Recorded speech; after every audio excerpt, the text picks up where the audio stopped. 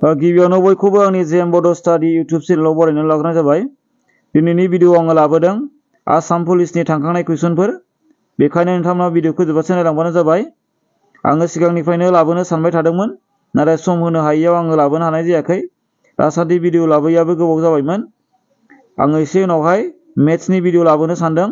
दा आङो बिनि सिगां नैबे भिडिअखौ लाबोग्रोनाय जाबाय। बाहाय गासै 35 कुइसनफोर दङ। बे 35 कुइसननि एन्सारफोरखौ नोंथांमोना हाखाजोबोबो जानो हागौ, मानोना बेयो सिगांनि बोसोराव फैखांखानाय कुइसन। जुदि नोंथांमोना हाखाजोबाबा मोजाङै नायनानै गोसोआव लाबानो जाबाय, कमन जाफिननो हागौ। दा कुइसन नाम्बार 1 आव दङ, गौतम बुद्धनि जन्मआ बबेयाव जादोंमोन? दा बाहाय अपसनफोरनि गेजेराव बिनि थार फिननाया जागोन अपसन ए लुम्बिनी। कुइसन नाम्बार 2 आव दङ, स्वच्छ भारत अभियानआ बबेनिफ्राय जागायजेनदोंमोन? बिनि फिननाया जागोन अपसनफोरनि गेजेराव अपसन ए राजघाट। राजघाटनिफ्राय जागायजेनदोंमोन। कुइसन नाम्बार 3 आव दङ, गिबिसिन आहम राजाया सोरमोन? बिनि फिननाया जाबाय अपसनफोरनि गेजेराव अपसन बि चुकाफा। कुइसन नाम्बार 4 आव दङ, नामगसाखौ सोर लिरदोंमोन? बिनि फिननाया जाबाय अपसनफोरनि गेजेराव अपसन ए माधवदेव। कुइसन नाम्बार 5 आव दङ, जिया बरलि दैमाया आसामनि बबे जिल्लायाव दं? बिनि फिननाया जाबाय अपसनफोरनि गेजेराव अपसन ए सनितपुर। कुइसन नाम्बार 6 आव दङ, बन्दे मातरम मेथाइखौ सोर लिरदोंमोन? बिनि फिननाया जाबाय अपसनफोरनि गेजेराव अपसन बि बंकिम चन्द्र चट्ट'पाध्याय। कुइसन नाम्बार 7 आव दङ, माधवदेवआ बबाव जोनोम जादोंमोन? बिनि फिननाया जाबाय अपसनफोरनि गेजेराव अपसन ए लेटेकुपुखुरि। कुइसन नाम्बार 8 आव दङ, आसामाव गिबिसिन साहा बागानखौ सोर गायसनजेनदोंमोन? बिनि फिननाया जाबाय अपसनफोरनि गेजेराव अपसन बि मनिराम देवान। कुइसन नाम्बार 9 आव दङ, आसामाव मोनबेसे जिल्ला दं? बिनि फिननाया जाबाय अपसनफोरनि गेजेराव अपसन डि 35।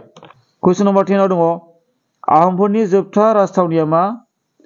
बिनि फिननाया जाबाय अपसनफोरनि गेजेराव अपसन बि जरहाट। कुइसन नाम्बार 11 आव दङ, मुलुगनाङारि जौगा सानखौ माब्ला फालिनाय जायो? बिनि फिननाया जाबाय अपसनफोरनि गेजेराव अपसन बि 21 जुन। कुइसन नाम्बार 12 आव दङ, दिहिङा राजा होनना सोरखौ मिथिनाय जायो?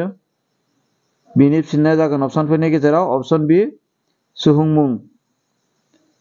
कुइसन नाम्बार 13 आव दङ, आसामनि गिबिसिन सानसेयारि असमिया रादाबा मामोन?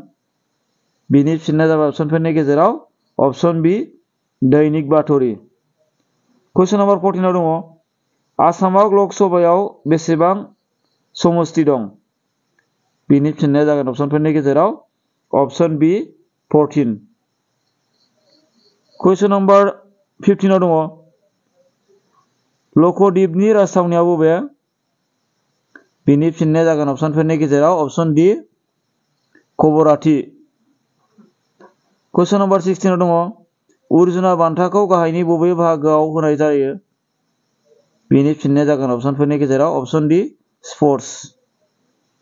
कुइसन नाम्बार 17 आव दङ, प्लेसीनि दावहाया माब्ला जादोंमोन? बिनि फिननाया जागोन अपसनफोरनि गेजेराव अपसन बि 1757 मायथाइयाव। कुइसन नाम्बार 18 आव दङ, आसामनि हादरसायारि जुनारआ मा? बिनि फिननाया जागोन अपसनफोरनि गेजेराव अपसन ए थसे गंआरि गान्दा। कुइसन नाम्बार 19 आव दङ, साइना नेहवालआ मा गेलेनायजों सोमोन्दो दं? बिनि फिननाया जागोन अपसनफोरनि गेजेराव अपसन ए बेडमिन्टन। कुइसन नाम्बार 20 आव दङ, प्रहलादा चरित्र बिजाबखौ सोर लिरदोंमोन? बिनि फिननाया जागोन अपसनफोरनि गेजेराव अपसन ए हेमा सरस्वती।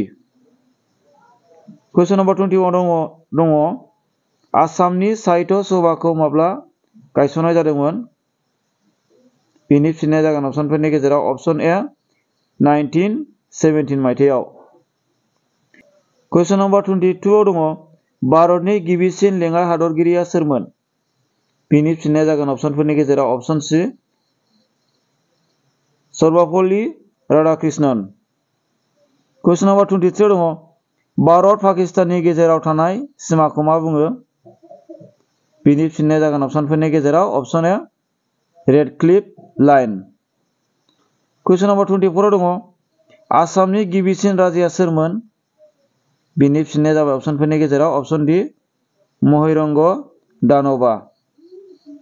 कुइसन नम्बर 25 दङ आसामनि साहाखौ सोर दिहुनजेनदोंमोन? बिनि फिननाया जागोन अपसनफोरनि गेजेराव अपसन बि रबार्ट ब्रुस। कुइसन नम्बर 26 दङ आसामनि गासै हानि अरथाइया बेसेबां? बिनि फिननाया जागोन अपसनफोरनि गेजेराव अपसन सि 78,438 किल'मिटार स्कुवेर। कुइसन नम्बर 27 दङ रबीन्द्रनाथ ठाकुरआ बबे मायथाइयाव नबेल बान्थाखौ मोननो हादोंमोन? बिनि फिननाया जागोन अपसनफोरनि गेजेराव अपसन ए 1913 मायथाइयाव।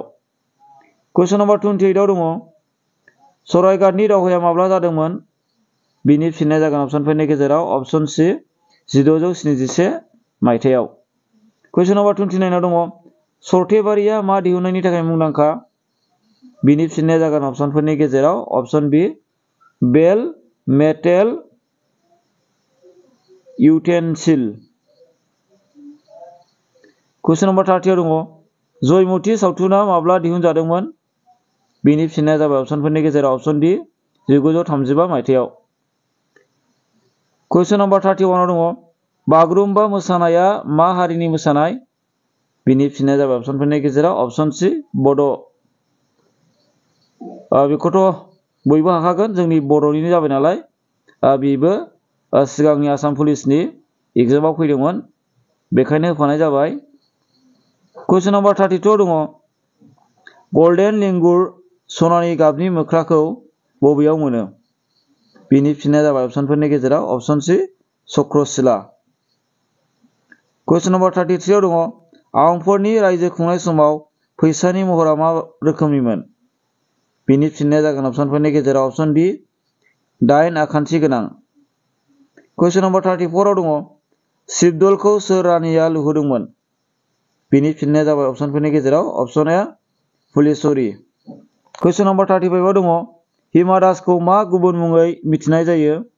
बिनि फिननाया जाबाय अपसनफोरनि गेजेराव अपसन बि दिहिं एक्सप्रेस।